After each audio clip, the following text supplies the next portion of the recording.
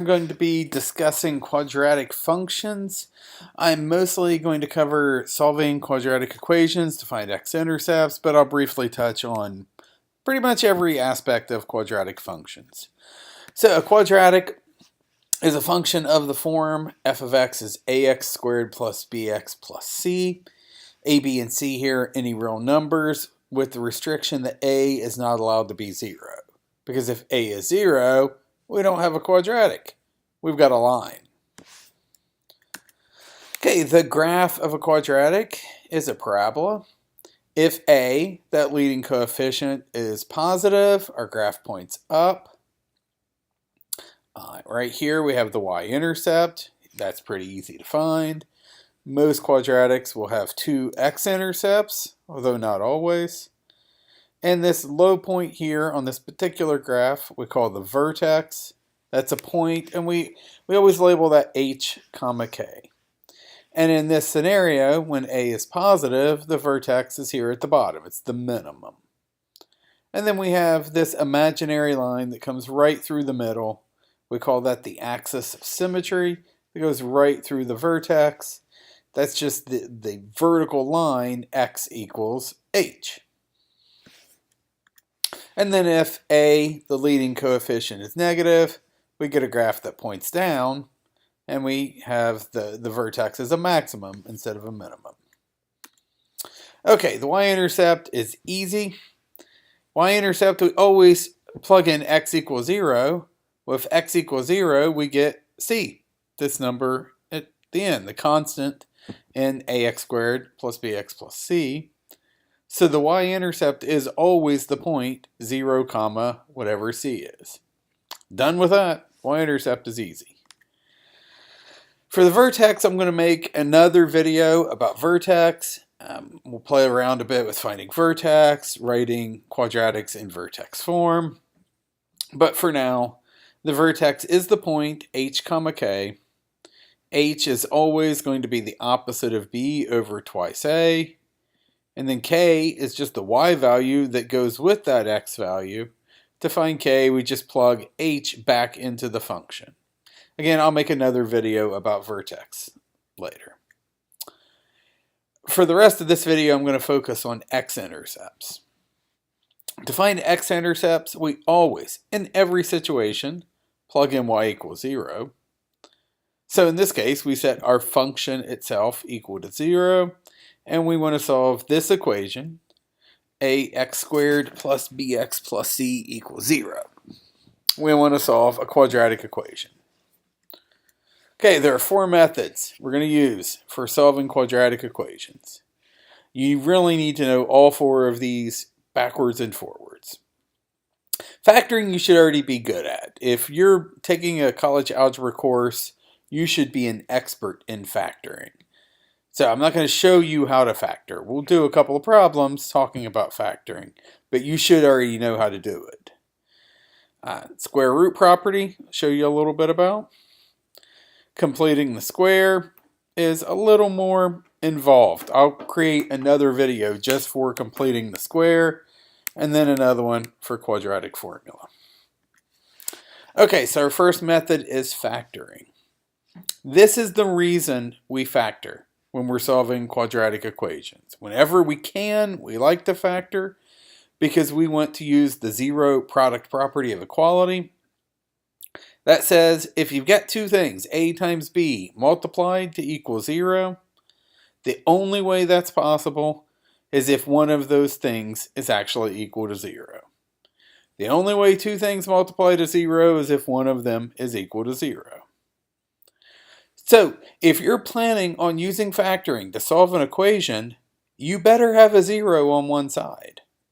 Otherwise, factoring is useless to you because you can't use this property if you don't have a 0. So when we're using factoring, we need our equation to be in this form. We call this standard form. Ax squared plus bx plus c equals 0. So for example, say we want to solve this quadratic equation by factoring. We make sure we have a 0 on one side. We know this factors, again, you should be pretty good at this. This should be obvious. that this quadratic factors x minus 3, x minus 4. What we care about here is those two things are multiplied to equal 0. So that means either x minus 3 equals 0 or x minus 4 equals 0. And solving here, we get x equals 3, x equals 4. Okay, the next method we use to solve quadratics is the square root property. To use this, we have to have an equation that looks like, say, a squared equals b. If that's true, then we can take the square root of both sides as long as we put a plus or minus on one side. If a squared equals b, then a equals plus or minus b. So as long as we have an equation that's in the form something squared is equal to a number, we can take the square root of both sides, put a plus or minus on one side, and solve. If this is not simply a number, if we have x's on the other side, then we cannot use this property. It won't do us any good because taking the square root of both sides, we'll have a square root of x on the right side, which is even worse than we started with. We only use this property when it's junk squared equals a number. Like for here, for example, I've got x minus 3 squared equals 36. I can take the square root of both sides. Square root of stuff squared is just stuff. Technically, it's absolute value of stuff, but I've taken care of that by putting a plus or minus on the other side. Square root of 36 is 6, and I have to put this plus or minus in because of the square root property. Okay, so I just move the 3 over. Get x is 3 plus or minus 6. Sometimes students get confused with plus or minus. Don't overthink that. That's just two separate problems. X is 3 plus 6. X is 3 minus 6. So we get 9 and 3, negative 3. Okay, completing the square. I'm going to go through this kind of quickly. I'll create an entire video just about completing the square. This one is a little more complicated. To complete the square, we are trying to build a perfect square trinomial. A polynomial here that looks like this, some number squared plus some number squared at the end, and then the middle term is twice the product of those two square roots multiplied together. If we have a trinomial that looks like one of these two, those both factor in these forms. So we're going to start with something that doesn't quite fit this form. The b squared over here will be wrong.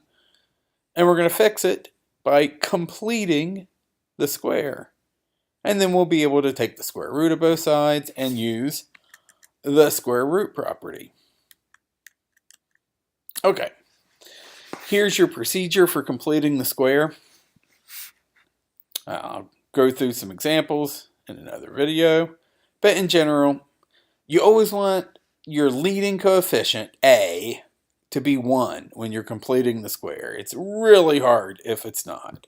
So the first thing you always do, divide everything, both sides of the equation, by the leading coefficient. Then we'll move the constant to the other side. We take half of the middle term, the linear coefficient, we square that, we add it to both sides. That gives us now, on the left side, we'll have one of these perfect square trinomials. We'll have something of this form that will factor either a plus b squared or a minus b squared. And then we use the square root property to finish. Okay, so say we wanted to solve x squared minus 6x plus 8 equals 0 by completing the square. The first thing we would do is divide everything by whatever number's in front. In this case, that's a 1, so there's nothing to do there. Next, we move this 8 to the other side. I know I'm going to have to add something here on both sides, so I like to go ahead and write plus blank on both sides. Okay. Now, we look at this middle number, the number in front of just x. It's a 6. Don't worry about the minus. The minus takes care of itself. Look at the 6. Half of 6 is 3. That's not what goes in the blank. We take half of 6, 3, square it. That's what we add to both sides. Half of 6 is 3, squared is 9. 9 goes on both sides. Now the left-hand side is a perfect square trinomial. X squared is something squared. It's x squared. 9 is something squared. It's 3 squared. And 6 is twice x times 3. The square root of the first one is x. The square root of the last one is 3. 6 is twice x times 3. That means the left side factors x minus 3 squared. Why minus? Because I have a minus in front of the 6. If this had been a plus, I would have a plus. Here, this would be x plus 3. On the right side, it's just arithmetic. Negative 8 plus 9 is 1. Nothing fancy there. Now, I use the square root property that we just talked about. Take the square root of both sides. Square root of x minus 3 squared is just x minus 3. Square root of 1 is 1. Don't forget, when you take the square root of both sides, you have to put a plus or minus on the right side. And that would just finish. Move the 3 over. We get x is 3 plus or minus 1. So x is 3 plus 1, or 4. Or x is 3 minus 1, or 2. Of course, we could always plug these in and check them. They do work. Again, I'll make another video about completing the square. And then finally, our fourth method for solving quadratic equations is the quadratic formula. If we have a quadratic in standard form, ax squared plus bx plus c equals 0, has to be in this form, then our solutions are x is negative b plus or minus square root of b squared minus 4ac all over 2a. Again, the equation has to be here in standard form. Must be equal 0, has to be simplified on the left side, or we can't use quadratic formula. Okay, so for example, say we wanted to solve this equation using the quadratic formula. We got 3x squared minus 5x minus 2 equals 0. We identify our variables, our parameters. A is 3, b is negative 5, c is negative 2, and we just plug everything in. X is the opposite of b. Opposite of negative 5 is positive 5. Plus or minus b squared. Negative 5, technically squared, but negative 5 squared is the same as 5 squared. Minus 4 times a times c. And we just plug in, do some arithmetic. At the end, we get 5 plus or minus 7 over 6. Separate that into two separate problems. 5 plus 7 over 6. 12 over 6, or 2. 5 minus 7 over 6, negative 2 over 6, negative 1/3. Okay, those are the four methods for solving quadratics. Factoring's the easiest. It's our favorite, but it doesn't always work. Not everything factors. Square root property hardly ever works. We have to have stuff squared equals a number to use it. Completing the square and quadratic formula are technically the same thing. Quadratic formula comes from completing the square. So they both always work. You have to be in standard form, though, to use either one. So generally speaking, 3 of the 4 methods, factoring, quadratic formula, completing the square, you have to be in standard form. Ax squared plus bx plus c equals 0 before you start anything. And remember, this whole time when we're solving quadratic equations, what we're really doing is finding x-intercepts. X-intercepts we get by setting y equal to 0. So down here, when we got x equals 3 and x equals 4, that would be an x-intercept of 3, 0, 4, 0, For the function, f of x is x squared minus 7x plus 12.